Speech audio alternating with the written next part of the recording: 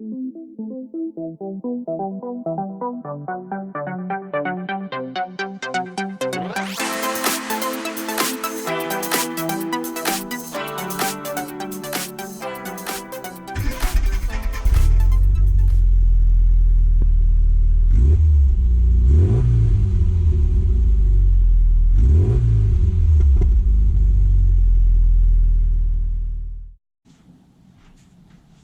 mini enthusiasts, how you doing? I hope you're all having a great day.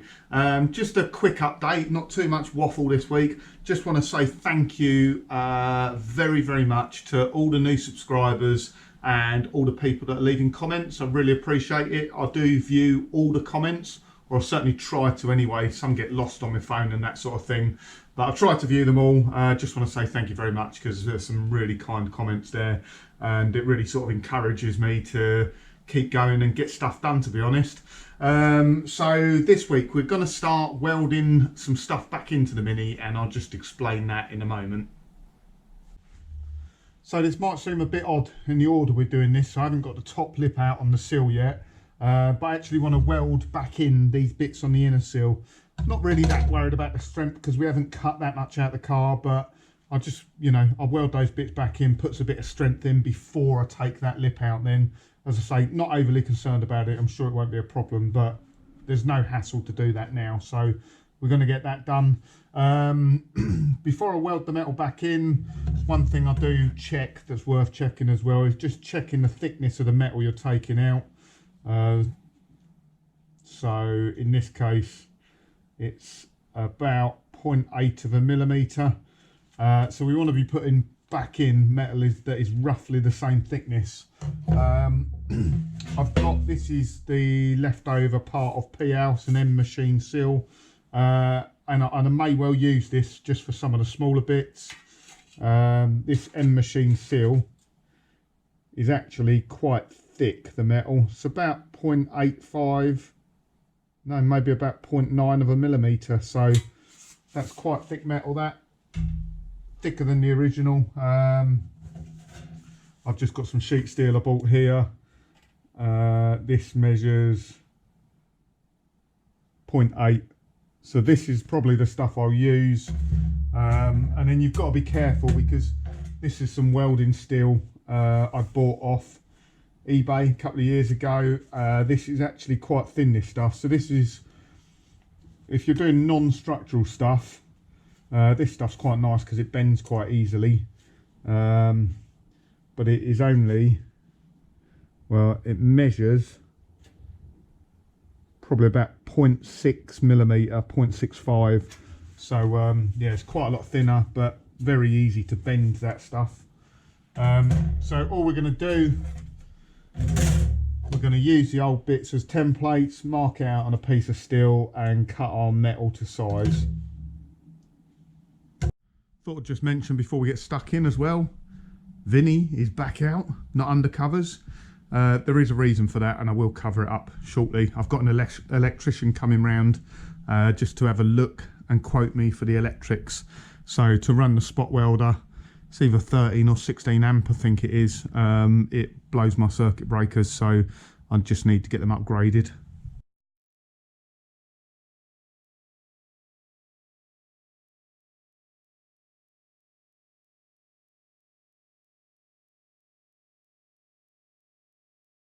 Don't know whether you can see that, but I've just marked that out with a pencil. Just got to go round it with tin snips now, and we just need to be mindful. So those cutting discs, I think they're about 1 mil thick. They might be thinner than that actually. Let me have a look. Let's get a new one. So yeah, they're 1 mil thick. So obviously, if I cut it to the exact size, I'm going to end up with a 1 mil gap all the way around. So I just want to make it slightly larger. And what you actually find, if I cut along the pencil line, it should be just about right.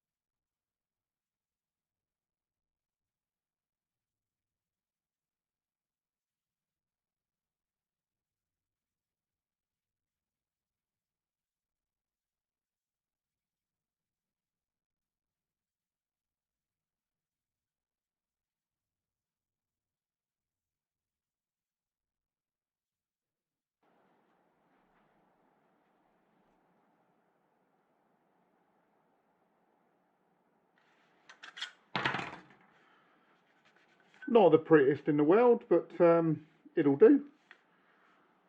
So back inside the car now, and there's our template. That's obviously to fill this hole here.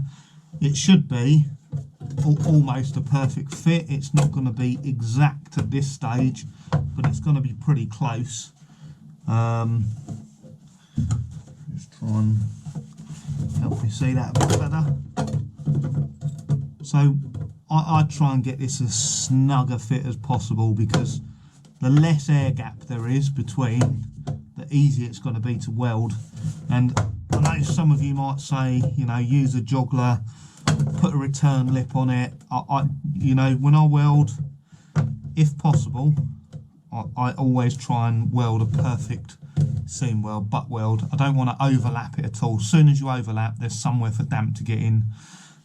So what I'll generally do now, as you can see, that's a very good fit in the corner there. It's pretty much perfect.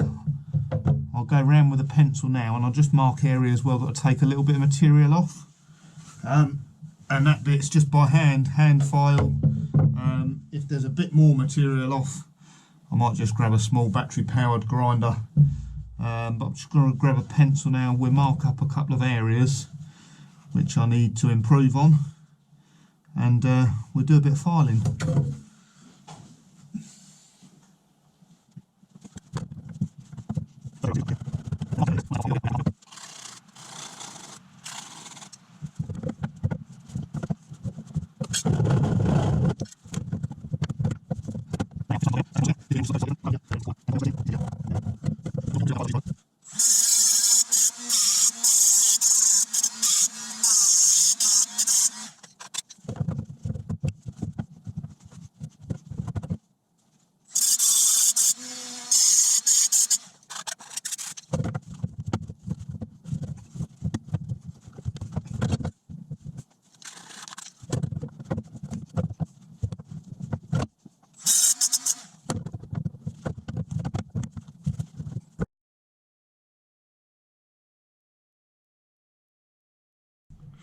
We're pretty much there with this.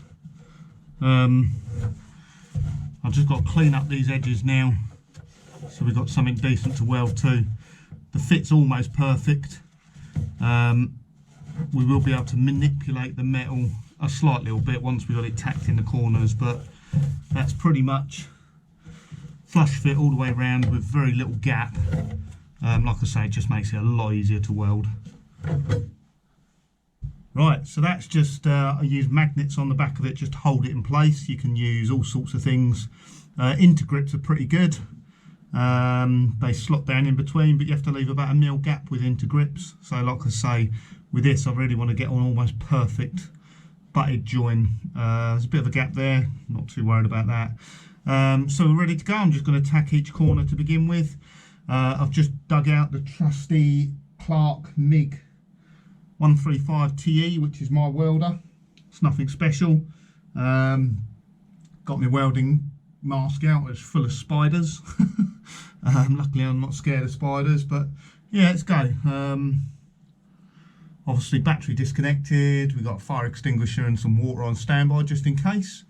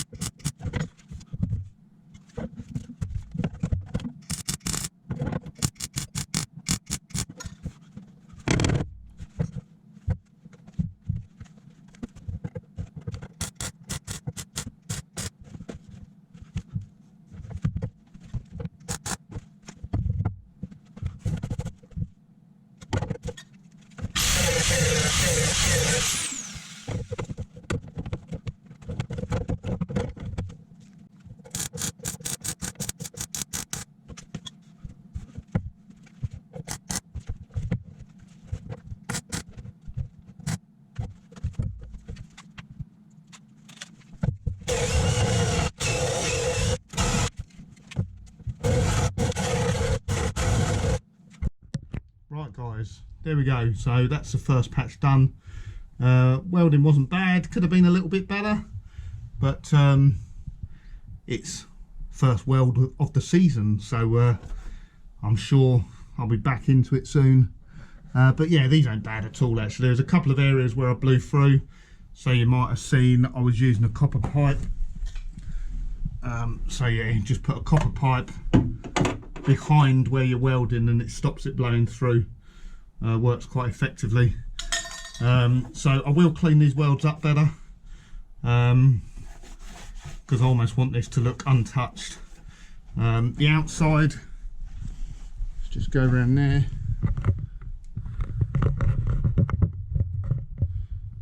So as you can see, we got good penetration because the weld has come all the way through, all the way around. There's a bit blobby here, that's where I blew through a hole. But yeah, we probably won't clean this up because most of this will be hidden under the outer sill. But yeah, that's the first weld done, many more to go.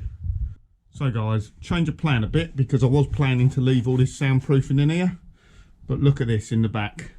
So what actually got me looking at this was Adam Campion, so thanks Adam. Adam was asking more about on the other side whether there'd be any water trapped underneath that sound deadening that's gone soft. And I didn't think there would be, but look at this side. I did notice when cleaning it out that like the soundproofing doesn't sit flush with the floor, and there's just a massive void there. I mean, look at that. How's that for a water trap? So you can see it's wet in there actually, but obviously where it gets wet in the front, it'll run down the channels and just sit in the back here forever and a day. Now that's painted, but so I think I'm going to have all this sound deadening out. I won't video it because it is really boring. It's a horrible job. Right guys, here we go. Look at this. Right, I'd like to share with you the easy way of doing this. Truth is, there isn't an easy way. It was a horrible job. Just chiseling it out bit by bit. Every now and again you get a nice big chunky bit which had come out, but it got really horrible over here where the oil's been on it because it's just like goo, so you couldn't even chip bits off. But yeah, elbow grease, that's how you do it. So that's all stripped out now. I'll probably just use silent coat on this now. I was wanting to keep it all original, but like I say, there was a big void under there, and I'd rather not have water traps. Obviously the places that have been welded now, I'll just show you them close up. They haven't been filled or anything like that. That's just, I've just kind of ground them back a little bit with a flat wheel. I don't think I'm going to fill them, to be honest. They're quite neat, to be honest. You're never going to see that inside the car, but it's much nicer than some weld jobs you see where there's just looks like pigeon poo. So that's the inside. Let me show you the outside. And that's the outside, guys. So obviously still some work to do here. I've got to take that lip off. That'll be in the next episode, I think, because I've got to find out all the spot welds and drill them out, trying to retain the inner step. So the patches on here, there's one here, that's that one, there's one here, and one here. And again, I've ground them back a bit, really just to make sure you've got penetration all the way through, there's no holes, and anytime there's a lip there, again, it's somewhere for moisture to collect in the future. So smoother the better, really. We're not going to go as far as sort of putting body filler on it. And they've been sprayed in weld through primer. Obviously when the outer seal goes on, which will come to probably about here, we'll need to weld through there. So that's about it for this week. Cheers guys and girls, see you soon.